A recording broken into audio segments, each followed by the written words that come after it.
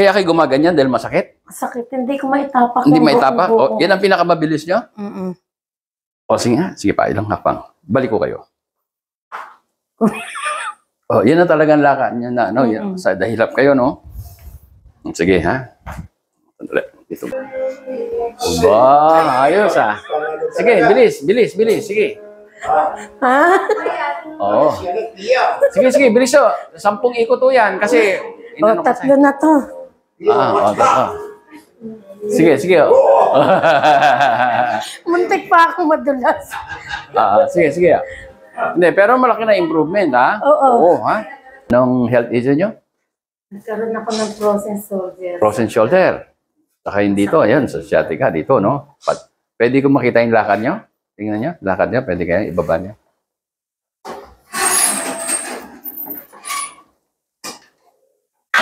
Tingnan natin. Sige, lakad ko kayo. Pero, kaya kayo gumaganyan dahil masakit? Masakit. Hindi ko maitapak. Hindi maitapak? O, yan ang pinakamabilis nyo? O, sige nga. Sige pa, ilang hakbang. Balik ko kayo. O, yan na talagang lakad niya na, no? Sa dahilap kayo, no? Sige, ha? Sandali. Dito muna kayo. O, sige. Tayo na. Tingnan naman natin to, ha? Okay to, ha? Ito. Apo. Sakit.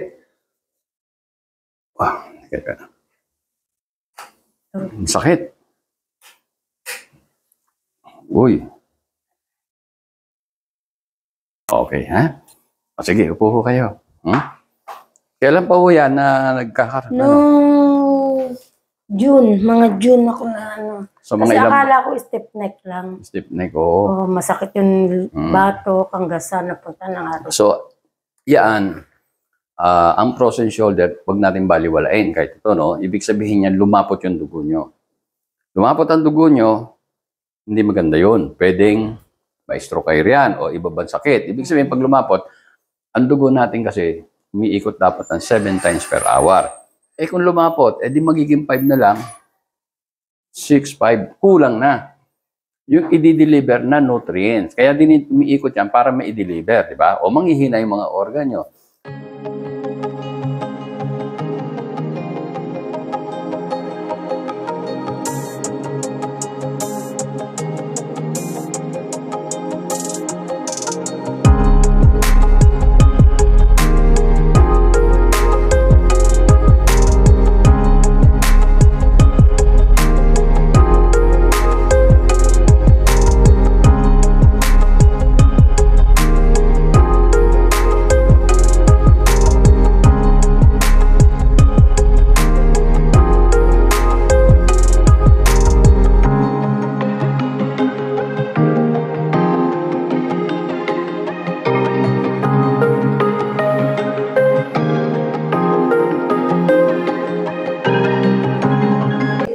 Ba, ayos, ha?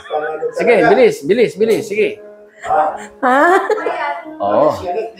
Sige, bilis, o. 10 ikot o yan, kasi... O, 3 na to. Sige. Muntik pa akong madulas. Sige. Hindi, pero malaki na improvement, ha? Oo, ha? Masaya ba kayo? Oo naman. Pero umiiyak na kayo, ha?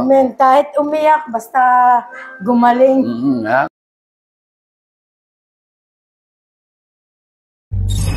Kayo ba ay pagod na sa pabalik-balik sa doktor at kakainom ng synthetic na gamot? Abay, tara na sa Aviso Wellness Center at alamin ang natural healing power of the body. CR Love! Ang lahat ng tao ay nabiyayaan ng natural healing power. Ito ang prinsipyo na pinalalaganap ng Aviso Wellness Protocol na pinangungunahan ni Engineer Ismael Aviso.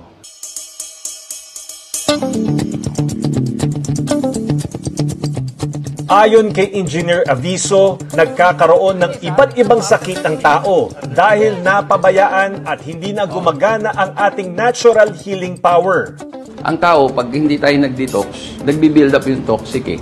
Kasi dapat ang tao, para maganda ang katawan natin, maganda ang daloy ng dugo, merong nutrients na kailangan sa atin. Laking bagay ang diet o kung ano ang ating kinakain. para gumana ang ating natural healing power. Kaya dapat ang kinakain natin, prutas at gulay, 90 to 95%. 5 to 10% lang ang karne. Pero hindi ko sinasabing masama ang karne. Kailangan yun, pero kailangan ko konsumahin natin. Kasi pang-build up ng muscle yun eh.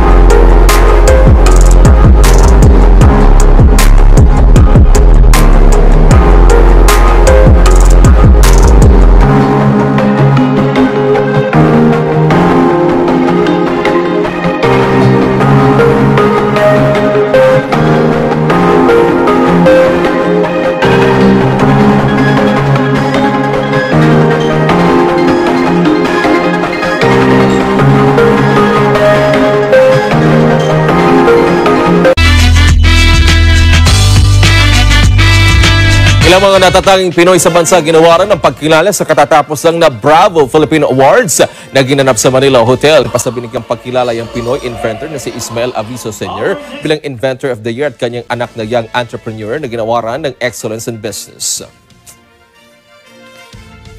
First of all, I'm very thankful na binigyan tayo ng pagkakataon ni Bravo Filipino na maging part of awardee of this year to be Excellence in Business.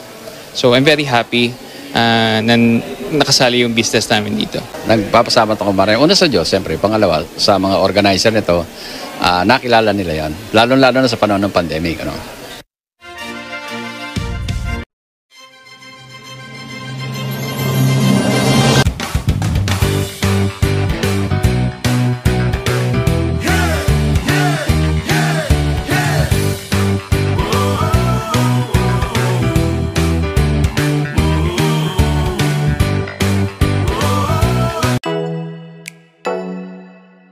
Oh